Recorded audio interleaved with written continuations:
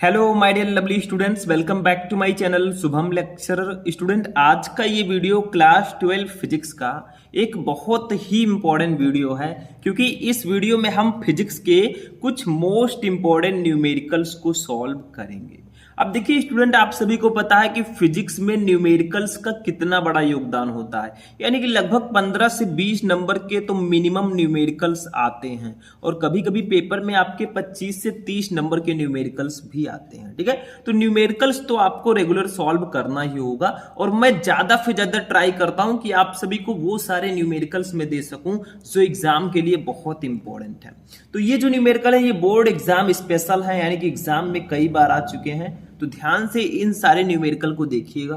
कुछ न्यूमेरिकल मैं आपको थ्योरेटिकल भी बताऊंगा, कुछ सर्किट से रिलेटेड न्यूमेरिकल भी बताऊंगा, जो परिपथ होता है, हमें प्रतिरोध निकालना होता है। ठीक है, तो बहुत ही इंटरेस्टिंग आज का ये वीडियो है। तो चलिए टाइम वेस्ट नहीं करेंगे, इस वीडियो को स्टार्ट करेंगे। वीडियो को लाइक कर दीजिएगा, चैनल पर नए चैनल को सब्सक्राइब कर लीजिएगा, ताकि सभी वीडियो आपको टाइम से मिलते रहे। ठीक है, इतना आपका काम है। तो चलिए स्टार्ट करते हैं। सबसे पहले हम देखते हैं अपना फर्स्ट न्यूमेरिकल। अब देखिए स्टूडेंट, जो हमारा फर्स्ट न्यूमेरिकल है इसको ध्यान से आपको समझना है। बताइए इसको कैसे सॉल्व करोगे, इस किस चैप्टर का है? बहुत सारे स्टूडेंट पहचान गए होंगे, ये आपकी विद्युत धारा चैप्टर का है। देखिए क्वेश्चन क्या है, 15 मीटर लंबे एवं 6 इंटू 10⁻⁷ मीटर स्क्वायर अनुप्रस्थ काट वाले तार से उपेक्षणीय धारा प्रवाहित की गई, और इसका प्रतिरोध 5 ओम यानी कि 5 ओम मापा गया। प्रायोगिक ताप पर तार के पदार्थ की प्रतिरोधकता क्या होगी? मतलब आपको प्रतिरोधकता निकालनी है। अब आप लोग कहेंगे सर प्रतिरोधकता क्या है, व्हाट इज रेसिस्टिविटी? तो मैंने आपको बताया था जो स्पेसिफिक रेसिस्टेंस होता है, जो विशिष्ट प्रतिरोध होता है, उसी को ही हम प्रतिरोधकता बोलते हैं। आप चाहे विशिष्ट प्रतिरोध बोलें या फिर प्रतिरोधकता बोलें, चाहे आप स्पेसिफिक रेसिस्टेंस बोलें इंग्लिश में, चाहे आप रेसिस्टिविटी बोलें, दैट्स अ सेम। ठीक है, बोथ आर सेम्स। तो देखिए 15 मीटर लंबे एवं 6 × 10⁻⁷ मीटर स्क्वायर अनुप्रस्थ काट वाले तार से उपेक्षणीय धारा प्रवाहित की गई, और इसका प्रतिरोध 5 ओम मापा गया। तो प्रायोगिक ताप पर तार के पदार्थ की प्रतिरोधकता क्या होगी?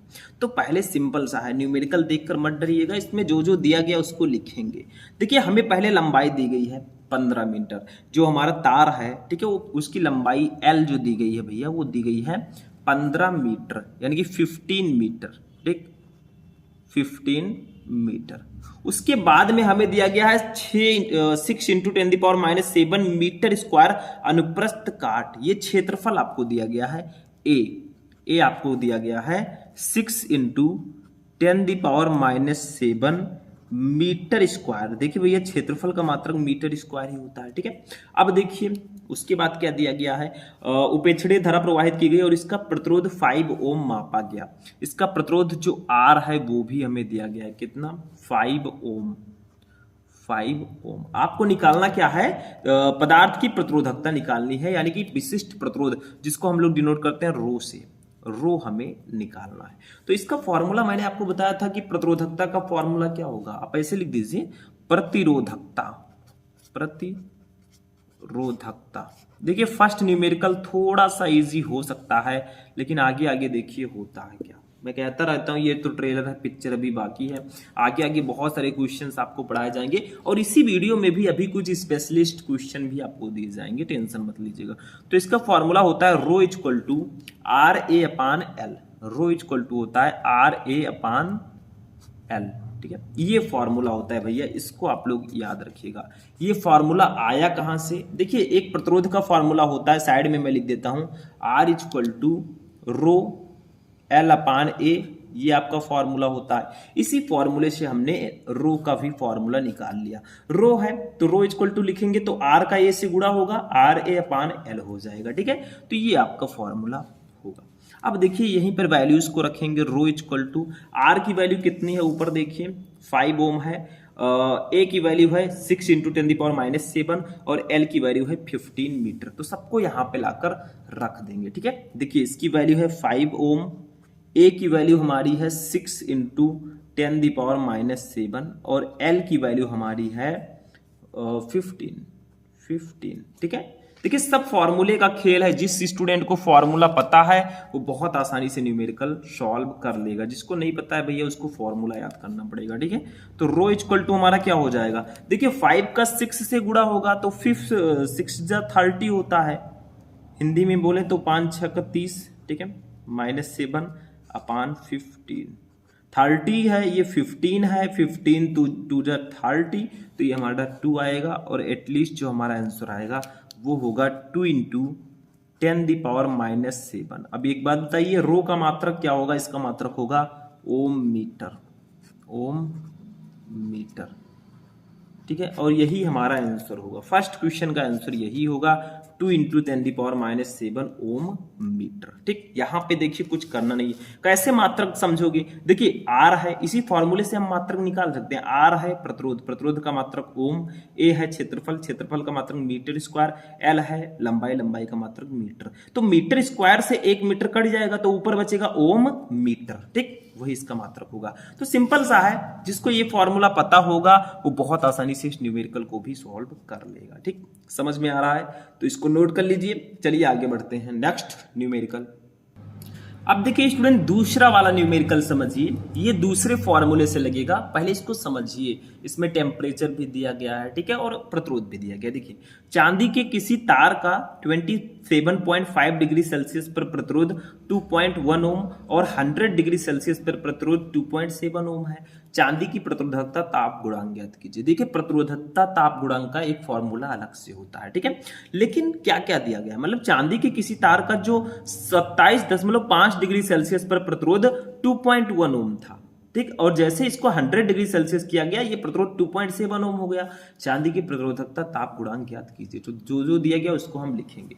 देखिए पहले हमें दिया गया चांदी के किसी तार का 27.5 डिग्री सेल्सियस, ये हमें टेम्परेचर दिया गया, इसको हम लोग डिनोट करेंगे। पहला टेम्परेचर है तो T1 से डिनोट करेंगे। T1 इक्वल टू हमें दिया गया है 27.5 डिग्री सेल्सियस, ठीक, इतना दिया गया है। दूसरा देखिए, फिर हमें क्या दिया गया है, पर प्रतिरोध 2.1 ओम, तो ये हमें R1 दिया गया है, क्योंकि दो प्रतिरोध हैं, पहले को R1 मानेंगे, ये हमें 2.1 ओम दिया गया। जो जो दिया गया लिखिए। फिर टेम्परेचर 100 डिग्री सेल्सियस हो गया तो इसको T2 मान लेंगे। T2 हमारा है 100 डिग्री सेल्सियस, 100 डिग्री सेल्सियस, ठीक। अब इस पर प्रतिरोध हमारा 2.7 ओम है तो R2 हो जाएगा, ये R2 इक्वल टू 2.7 ओम, ठीक। बस हमें निकालना क्या है, प्रतिरोधकता ताप गुणांक, इसको डिनोट करते हैं अल्फा से। किससे? अल्फा से, ये हमें निकालना है, बस इसी का फॉर्मूला लगा देंगे। देखिए प्रतिरोधकता ताप गुणांक, प्रतिरोधकता ताप गुणांक, ठीक है।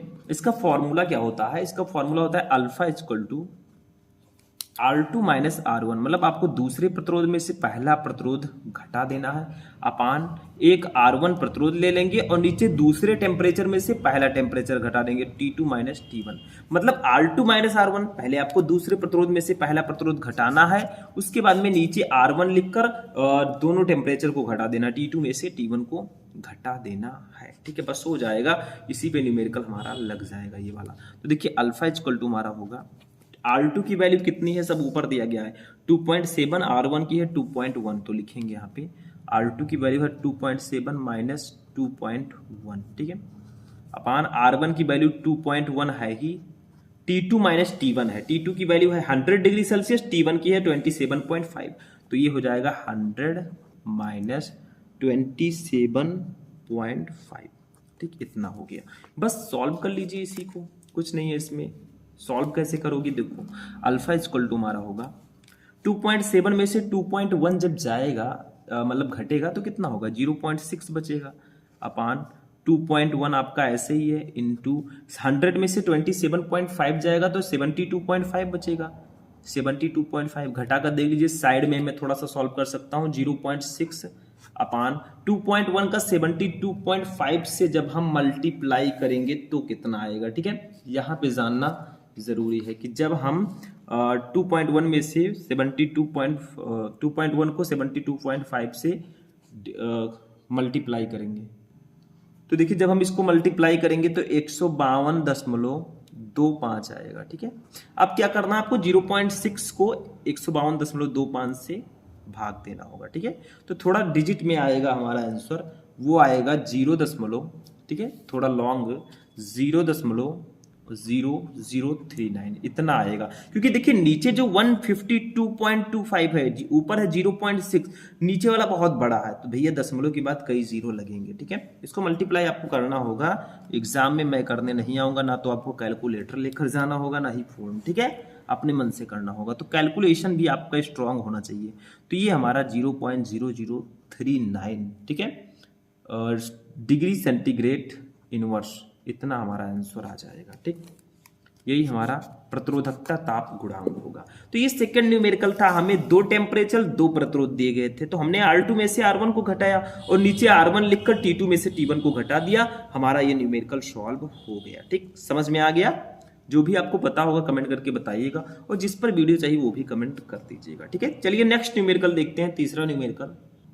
अब देखिए थर्ड न्यूमेरिकल जो है, मैंने आपसे कहा था कि मैं सर्किट से रिलेटेड न्यूमेरिकल्स भी बताऊंगा। ठीक है, जो सर्किट्स होते हैं जिसमें प्रतिरोध लगे होते हैं, आपको तुल्य प्रतिरोध निकालना होता है या फिर विभव निकालना होगा। तो देखिए निम्नांकित परिपथों में प्रदर्शित आंकड़ों से बिंदुओं ए व बी के बीच विभवांतर ज्ञात कीजिए। देखिए पहले तो आपको अभी एक और क्वेश्चन मैं बताऊंगा, एक तो आपका ये हो गया इसमें और ये दूसरा हो गया, दो परिपथ हैं। ठीक है, दोनों को समझाऊंगा। सबसे पहले फर्स्ट को समझिए कि आपको एक परिपथ दिया गया, इस परिपथ में तीन प्रतिरोध हैं, एक 6 ओम है, दूसरा 4 ओम है, तीसरा 3.6 ओम है, और इसमें धारा जो बह रही है वो 2 एम्पियर की बह रही है। आपको क्या करना है, इन बिंदु ए, देखिए ए और बी के बीच आपको विभव निकालना है।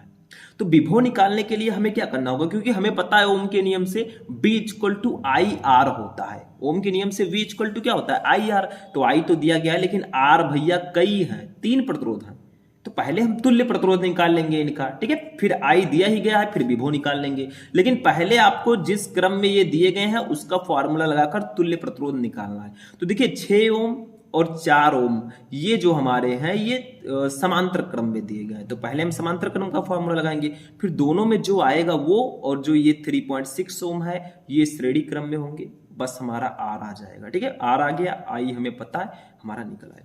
तो देखिए इसको हम R1 मान लेंगे, इसको R2 मान लेंगे, देखिए नाम तो देना पड़ेगा, इसको R3 मान लेंगे। ठीक है, तो नीचे लिखेंगे हम, ऐसे लिखेंगे कि भैया पहले धारा लिख दीजिए, आई हमें दिया गया है, अभी काम आएगा 2 एम्पियर, आई दिया गया है 2 एम्पियर। ठीक है, अब R1 R2 R3 दिया गया, उसको भी लिख देंगे, R1 दिया गया है, R2 दिया गया है और R3 दिया गया है, तीनों का नाम लिख देंगे। ठीक है, R1 की वैल्यू है, इसको R1 माना है तो 6 ओम। ठीक है, R2 की वैल्यू है 4 ओम, R3 की वैल्यू है 3.6 ओम।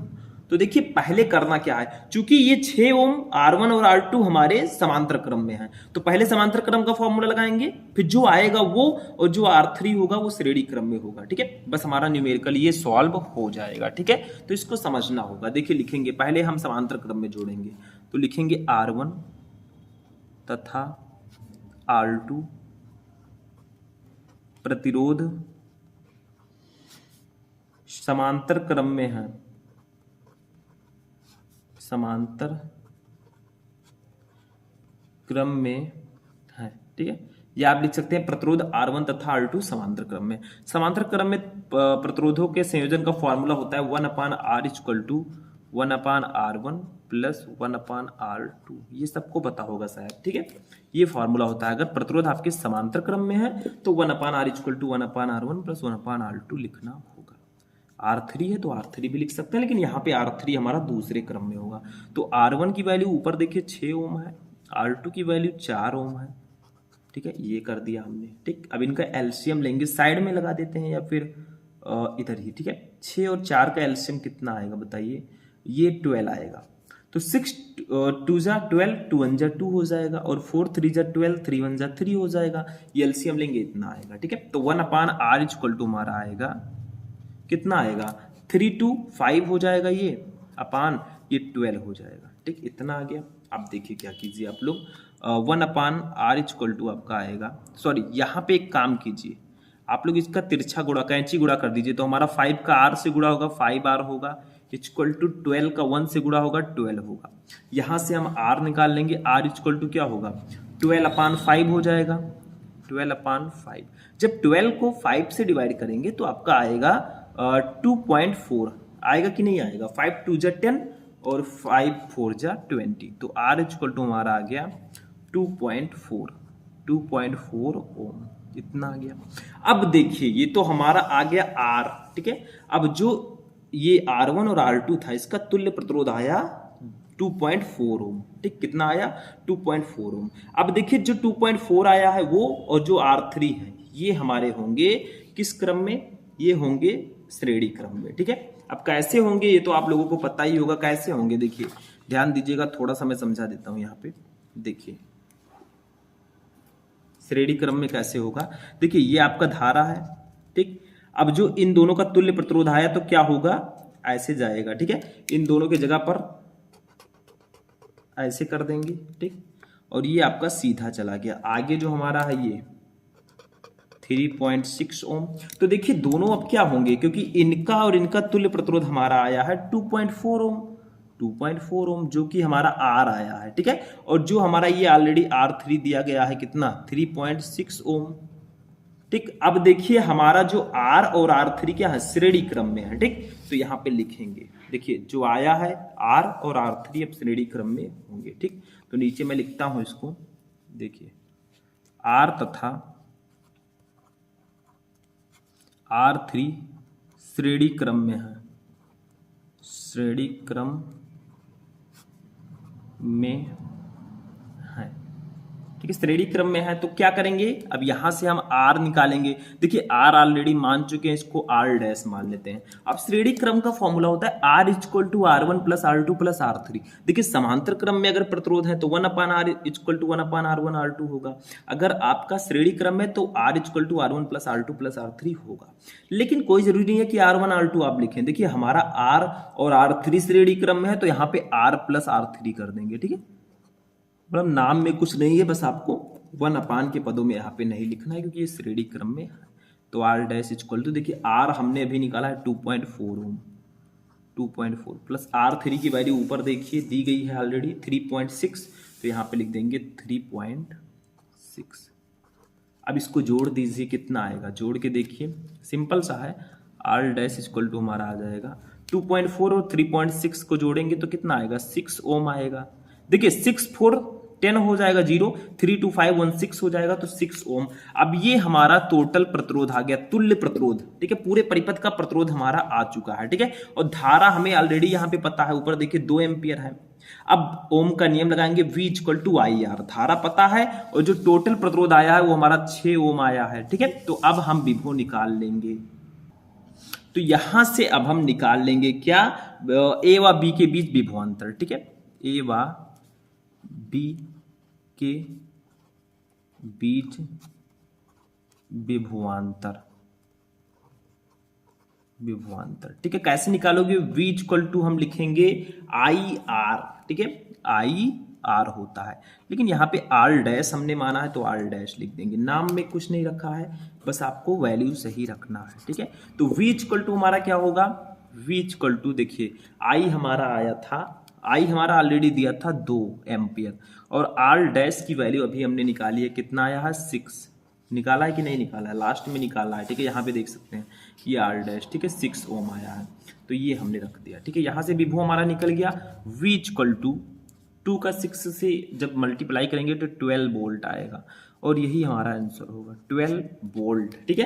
तो A व B के बीच विभव हमारा 12 वोल्ट आ चुका है। तो इसमें कुछ नहीं था, आपको करना क्या था, सिंपल सा था। देखिए A व B के बीच विभव निकालना था, तो हमने A व B के बीच विभव कैसे निकाला, पहले तो जो हमारा प्रतिरोध था वो समांतर क्रम में था, हमने समांतर क्रम में जोड़ा तो हमारा आया 2.4 ओम। अब जो 2.4 आया और जो R3 है श्रेणी क्रम में हो गया, श्रेणी क्रम में जोड़ दिया, हमारा 6 ओम आया। अब वो हमारा तुल्य प्रतिरोध था तो V यहाँ से हमने निकाल लिया, V equal to IR, I 2 ampere है, R हमारा 6 आया है तो दोनों का मल्टीप्लाई कर दिया, A व B के बीच विभव 12 वोल्ट आ गया, ठीक है। समझ में आ गया। तो ये तीसरे का फर्स्ट क्वेश्चन था। एक क्वेश्चन और है उसको भी देख लेते हैं। अब देखिए स्टूडेंट, हमारा नेक्स्ट न्यूमेरिकल जो है इसको समझना है, उसी तरह है बट थोड़ा सा डिफरेंस है। देखिए एक सर्किट है, इसमें 2 एम्पियर की धारा बह रही है, ए व बी के बीच हमें विभव निकालना है, इसमें भी ठीक है। इसमें देखिए हमारे प्रतिरोध हैं ये 6 ओम और 6 ओम पहले समांतर क्रम में है, ठीक है। यहाँ पे समांतर क्रम का फॉर्मूला लगाएंगे, फिर जो आएगा वो, और जो 3 ओम होगा ये समांतर क्रम में होगा, फिर यहाँ पे फॉर्मूला लगाएंगे, फिर जो आएगा वो, और 2.5 ओम श्रेणी क्रम में होगा, उसका फॉर्मूला लगाएंगे, ठीक है। तो नामकरण कर देते हैं। ये मान लीजिए आपका R1 है, ये क्या है ऊपर वाला R1, ये मान लीजिए R2 है, और ये मान लीजिए R3 है, इसको मान लीजिए R4 है, ठीक है। यहाँ पे 4 प्रतिरोध हैं। तो अब हम क्या करेंगे, देखिए जो जो दिया गया उसको लिखेंगे। पहले हमें धारा दी गई है, तो धारा I = 2 एम्पियर है, उसी तरह लगाना है, बस एक स्टेप और इसमें बढ़ गया है, ठीक है, क्योंकि इसमें आपको 2 बार समांतर क्रम में ऐड करना होगा, ठीक। देखिए R1 R2 R3 R4 दिया गया है। R1 = R2 = R3 = and R4 = ठीक है। R1 की वैल्यू है 6 ओम, 6 लिख देंगे। R2 की वैल्यू भी है 6 ओम, 6 लिख देंगे। R3 की वैल्यू है 3 ओम, 3 लिखेंगे। R4 की वैल्यू है 2.5 ओम, 2.5 लिखेंगे, ठीक है। अब हम बताएंगे, देखिए R1 और R2 हमारे समांतर क्रम में है, तो हम लिखेंगे यहाँ पे फॉर्मूला लगाएंगे, R1 तथा R2 समांतर क्रम में है, समांतर क्रम में है।